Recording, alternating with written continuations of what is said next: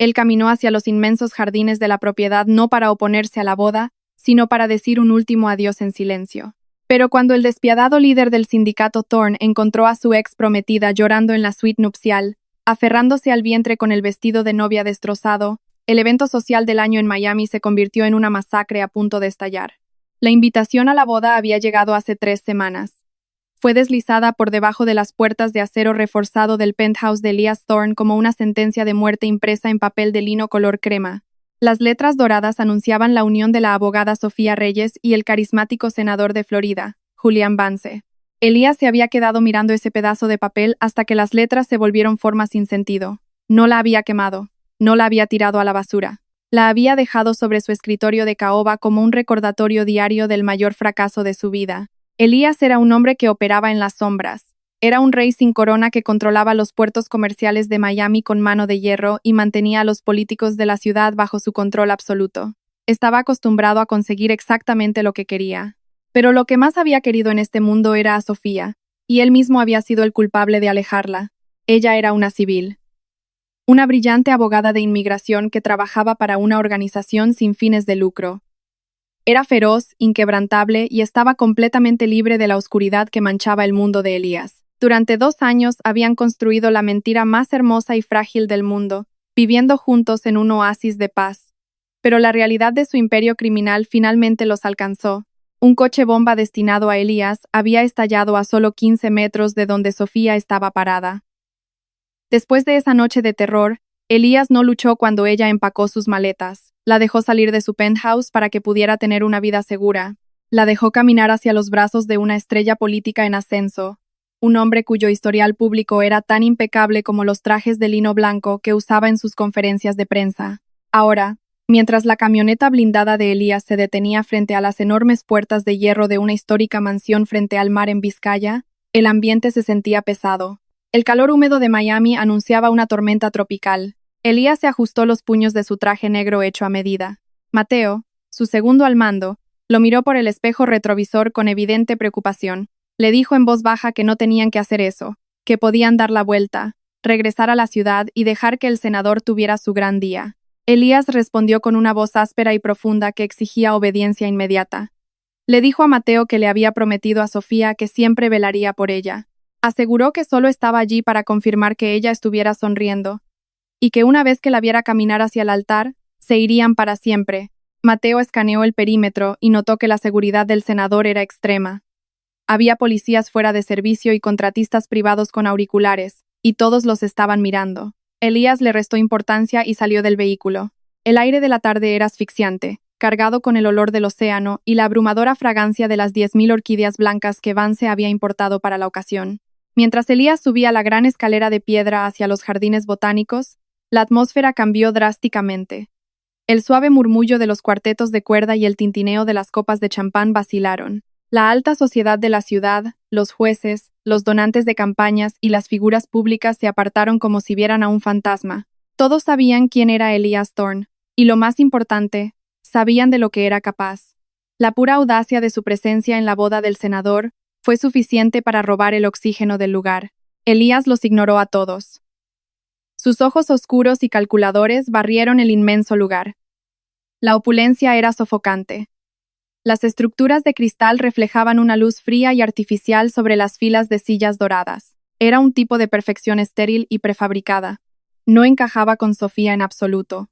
A ella le encantaba el caos de los mercados locales, la calidez de los pequeños cafés de la calle 8, la imprevisibilidad de la vida real. Esta boda se sentía menos como una celebración y más como un evento de prensa cuidadosamente orquestado para asegurar el voto latino del senador.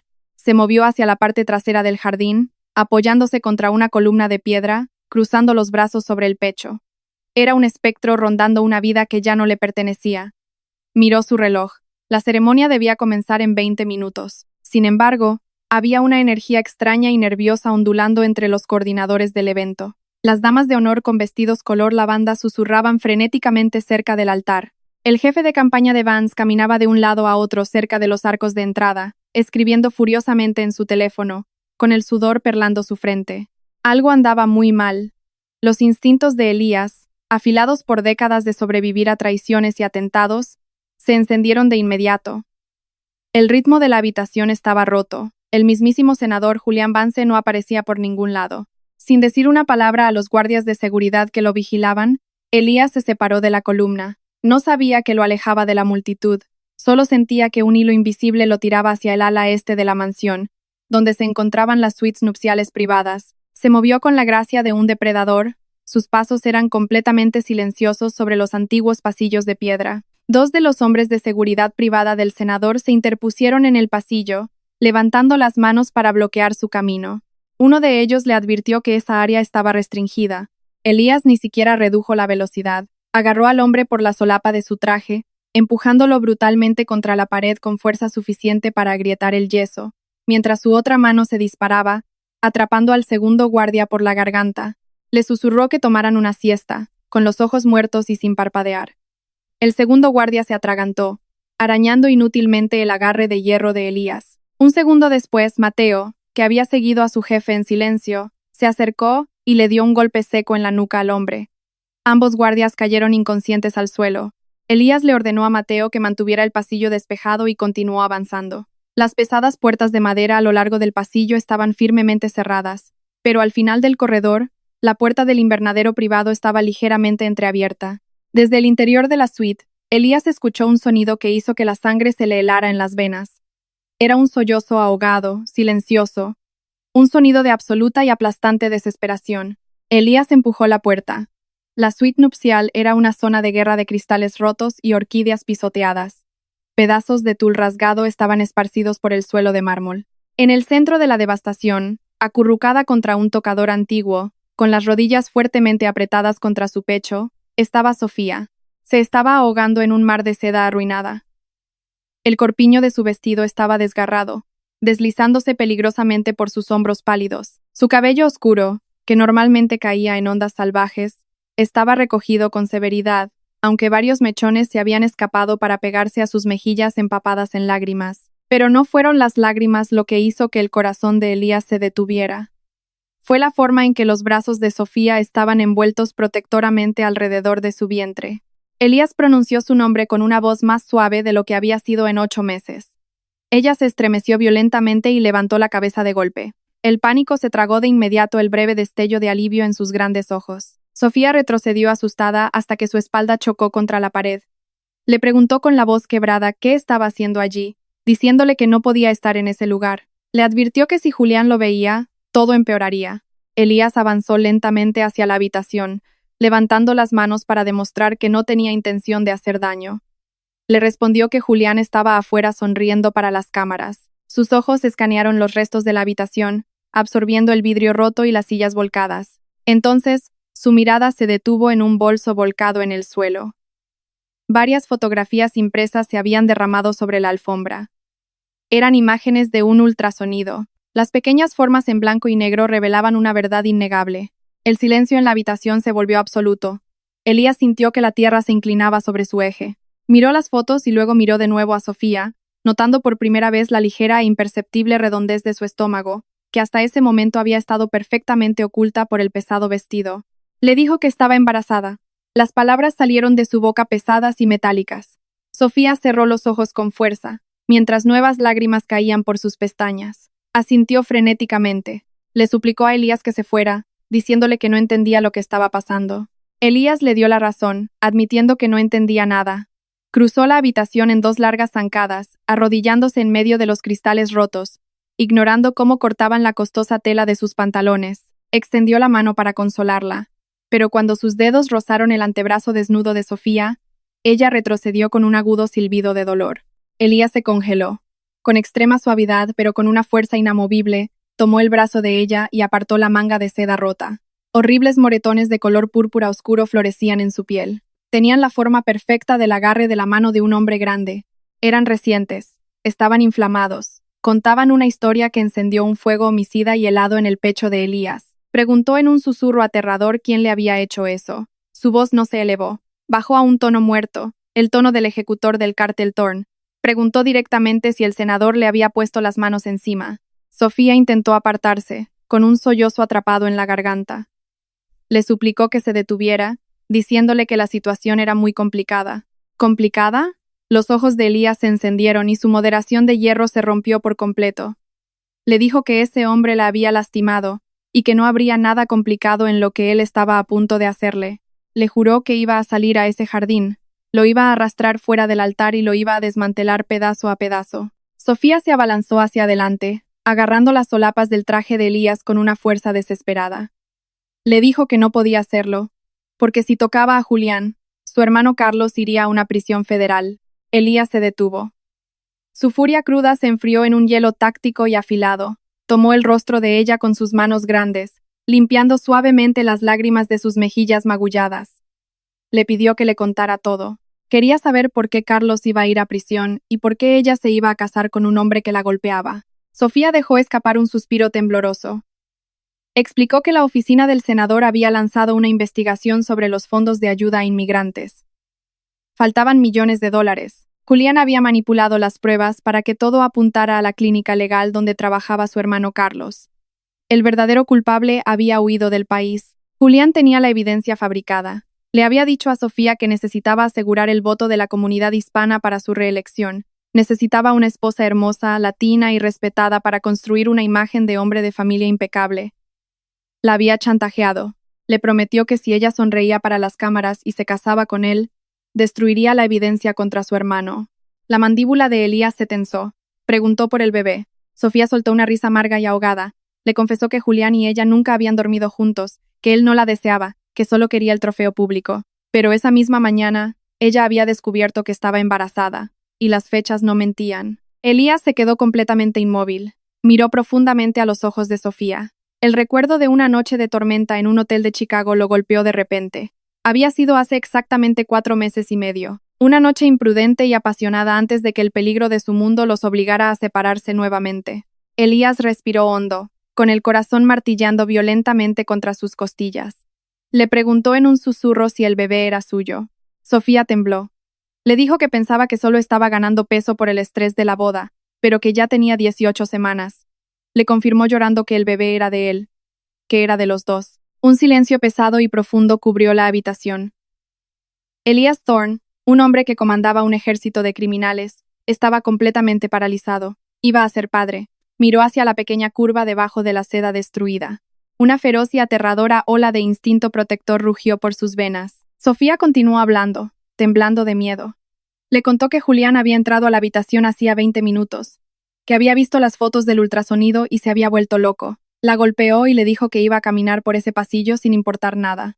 Le advirtió que cuando el bebé naciera lo harían pasar por suyo. Julián le había jurado que sería el dueño de ella y del hijo de Elías, y que si alguna vez contaba la verdad, su hermano moriría en prisión. Sofía hundió el rostro en el pecho de Elías, con su determinación completamente destrozada. Le dijo que estaba atrapada, que ese hombre era el dueño de sus vidas. Elías envolvió sus brazos fuertemente alrededor de ella, apretando su pequeño cuerpo contra su pecho inflexible. El senador Julian Vance pensó que estaba jugando a la política. No se había dado cuenta de que acababa de declararle la guerra al mismísimo diablo. Elías susurró con una voz vibrante y letal que ese hombre no era dueño de nada. Se puso de pie, levantando a Sofía suavemente con él. Le pidió que se secara las lágrimas, porque se iban a ir de allí. Sacó su teléfono del bolsillo y marcó el número de su segundo al mando. Le ordenó a Mateo que llevara la camioneta blindada al ala este, que les dijera a sus hombres que bloquearan todo el perímetro y que nadie saliera de la propiedad, especialmente el novio. Miró hacia la mujer que amaba y sentenció que la boda estaba cancelada. Elías le puso su propio saco negro sobre los hombros temblorosos de Sofía, ocultando su vestido roto y los oscuros moretones que marcaban su piel. Mantuvo un brazo firmemente envuelto alrededor de su cintura, anclándola a él mientras salían de los sofocantes restos de la suite nupcial. El pasillo estaba inquietantemente silencioso. Los cuerpos inconscientes de los hombres de seguridad ya habían sido arrastrados fuera de la vista por el eficiente equipo de Mateo. Elías le murmuró a Sofía que mantuviera los ojos en el suelo, con una voz constante y tranquilizadora cerca de su sien. Le pidió que no mirara a nadie más que a él. Habían llegado a la mitad del pasillo hacia la salida de servicio cuando las pesadas puertas de roble del otro extremo se abrieron de golpe. El nombre de Sofía resonó bruscamente contra las paredes de piedra, goteando una mezcla venenosa de pánico y rabia. El senador Julian Vance estaba al final del pasillo, flanqueado por 4 detectives vestidos de civil.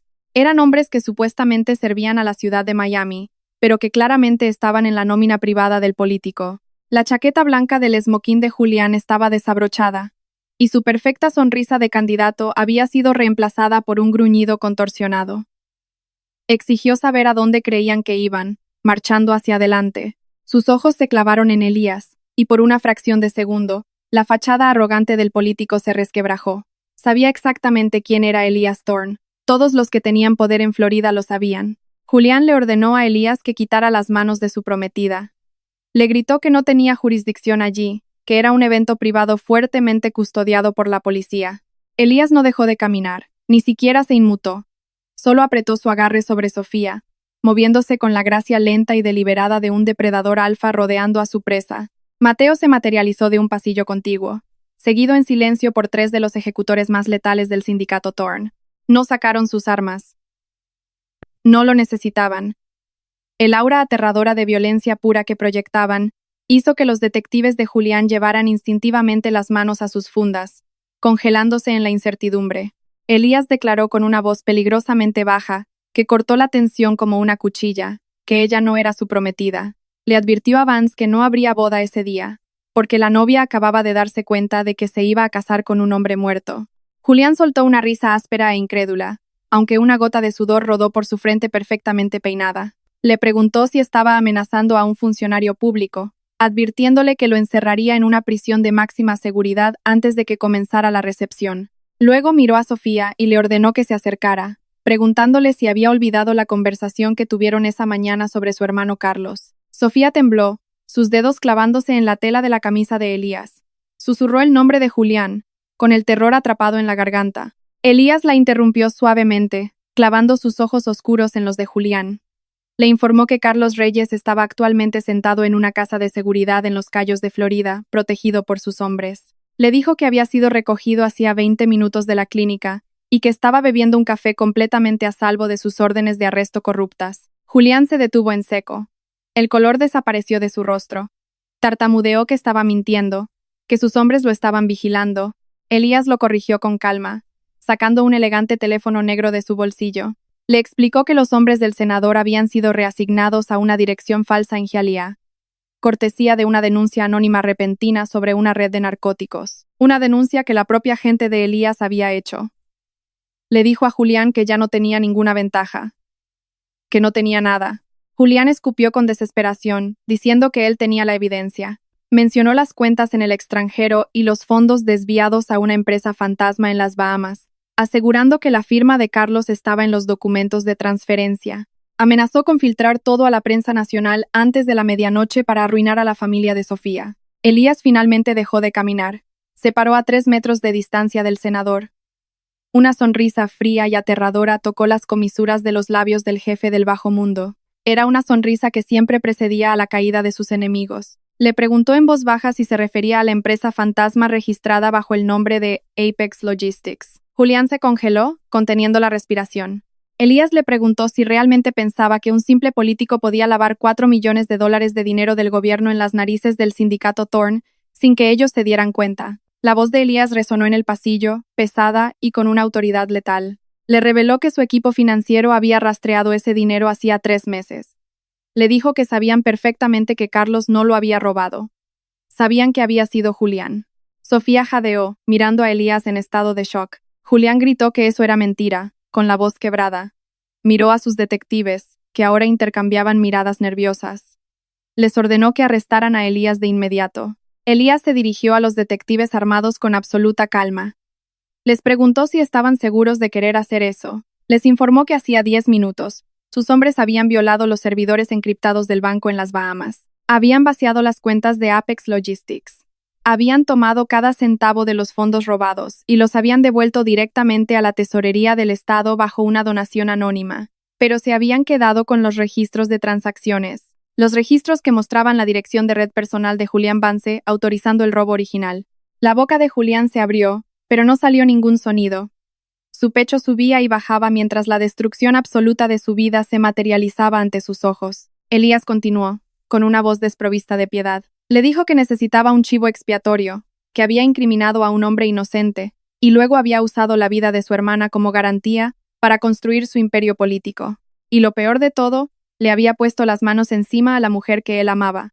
Había magullado su piel. Elías dio un solo paso aterrador hacia adelante, dejando a Sofía a salvo en la sombra protectora de Mateo. Los detectives retrocedieron de inmediato, bajando las manos de sus armas. Eran corruptos, pero no eran estúpidos. Sabían cuando un barco se estaba hundiendo. Elías agarró a Julián por la garganta, estrellando al senador contra la pared de piedra con tanta fuerza que un retrato enmarcado cayó al suelo. Julián se atragantó, arañando inútilmente el brazo de Elías. Elías se inclinó para que solo Julián pudiera escucharlo. Le susurró que debería matarlo, que debería llevarlo a los muelles y dejar que el océano se lo tragara por completo, pero que eso sería demasiado rápido. En cambio, iba a dejar que los federales hicieran su trabajo. Sacó una memoria USB plateada de su bolsillo y la metió violentamente en el bolsillo del impecable esmoquín de Julián. Le informó que esa memoria contenía los registros en el extranjero, el rastreo de direcciones y una llamada telefónica grabada de él sobornando a un auditor. Le advirtió que una copia ya había sido enviada a la oficina del Buró Federal en Miami, al fiscal general y a los principales periódicos del país. Elías hiceó que para la mañana siguiente, Julián ya no sería una estrella política en ascenso, sería un delincuente acusado y deshonrado, y le juró que si alguna vez volvía a pronunciar el nombre de Sofía o miraba en su dirección, no se molestaría con la policía, lo destrozaría él mismo. Le preguntó si se habían entendido. Julián, con el rostro de color púrpura por la falta de oxígeno, asintió frenéticamente. Elías lo soltó con asco. Julián se derrumbó en el suelo de mármol, jadeando desesperadamente por aire, agarrándose la garganta mientras su inmaculado traje blanco absorbía el agua derramada de los floreros destrozados. Elías le dio la espalda al hombre arruinado. Caminó de regreso hacia Sofía, envolviéndola una vez más en sus brazos. Miró a Mateo por encima del hombro y le ordenó que le dijera a los invitados en el jardín que el senador había sido detenido por fraude federal, que les dijera que buscaran la salida.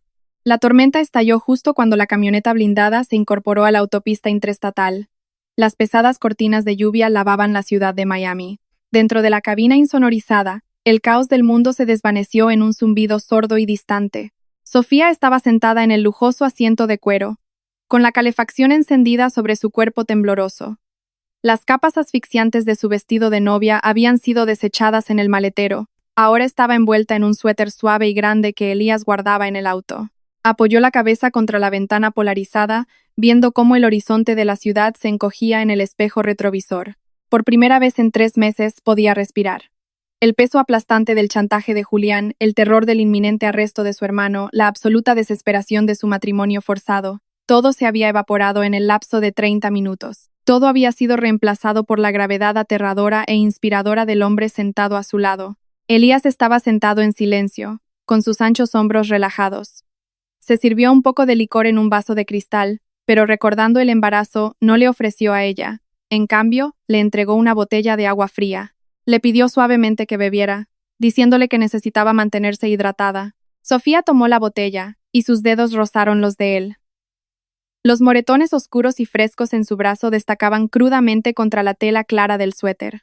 Los ojos de Elías se desviaron hacia las marcas, y su mandíbula se tensó mientras una nueva ola de furia silenciosa lo invadía. Ella se acercó a él en el amplio asiento y le susurró que estaba bien. Le aseguró que Julián no había lastimado al bebé, porque ella había protegido su estómago. Elías dejó escapar un suspiro desgarrador y dejó su vaso a un lado. Extendió sus manos grandes y ásperas, acunando suavemente el rostro de ella.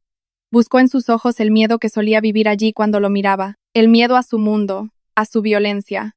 Pero todo lo que vio fue un alivio abrumador y exhausto. Elías bajó la mirada, confesando con una voz ronca y vulnerable que se había dicho a sí mismo que se mantendría alejado, que durante 8 meses se había obligado a no buscarla porque pensaba que su mundo la destruiría, que dejarla ir era la única forma de mantenerla a salvo.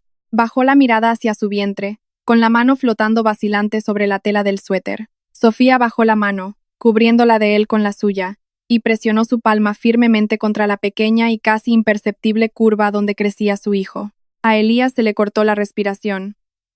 El despiadado jefe del bajo mundo, el hombre que acababa de desmantelar la vida de un político sin parpadear, parecía estar tocando algo sagrado. Sofía le dijo suavemente, con lágrimas en los ojos, que él no la había destruido. Que esta vez, las lágrimas no eran de dolor. Le dijo que él la había salvado a ella y a su hermano. Le confesó que había pasado meses tratando de vivir en un mundo de hombres supuestamente buenos y de manos limpias, y que eso casi la mata. Le dijo que Julián vestía un traje blanco, pero su alma estaba podrida, y que aunque las manos de Elías estaban manchadas de oscuridad, solo las usaba para protegerla. Elías cerró los ojos, apoyando su frente contra la de ella. Le advirtió que él era un hombre oscuro, que las cosas que hacía y las órdenes que daba no iban a cambiar. Sofía susurró que lo sabía, pero que él era su hombre oscuro, y que iba a ser padre. Elías la atrajo completamente hacia su regazo, envolviendo sus brazos alrededor de ella con una posesividad feroz e inquebrantable. Ella hundió el rostro en el hueco de su cuello. El olor de su colonia y la lluvia la invadió, dándole una paz absoluta. Elías apoyó la barbilla en la parte superior de su cabeza y le dijo que no iban a volver al penthouse en la ciudad. Le aseguró que su hermano Carlos ya estaba allí esperándolos, y que se quedarían en ese lugar hasta que el FBI acusara formalmente a Vance y el frenesí de la prensa desapareciera. Sofía le preguntó, con la voz apagada contra su camisa, ¿qué pasaría después de eso? Elías presionó un beso feroz y prolongado en su sien. Le dijo que después de eso se iban a casar. Sin políticos, sin élites de la sociedad, sin prensa. Solo ellos, su verdadera familia y su bebé. Y le juró por su vida y por su nombre, que nadie volvería a ponerle una mano encima, que reduciría el mundo a cenizas antes de dejar que alguien tocara lo que era suyo. Mientras la camioneta aceleraba por la carretera empapada por la lluvia, llevándolos lejos de los restos destrozados de una boda falsa, Sofía cerró los ojos y finalmente se dejó descansar. Ante los ojos de la ley, estaba atada a un monstruo, pero en el santuario de sus brazos nunca había estado más segura. El rey del inframundo había recuperado a su reina, y que el cielo ayudara a cualquiera que se atreviera a interponerse en su camino.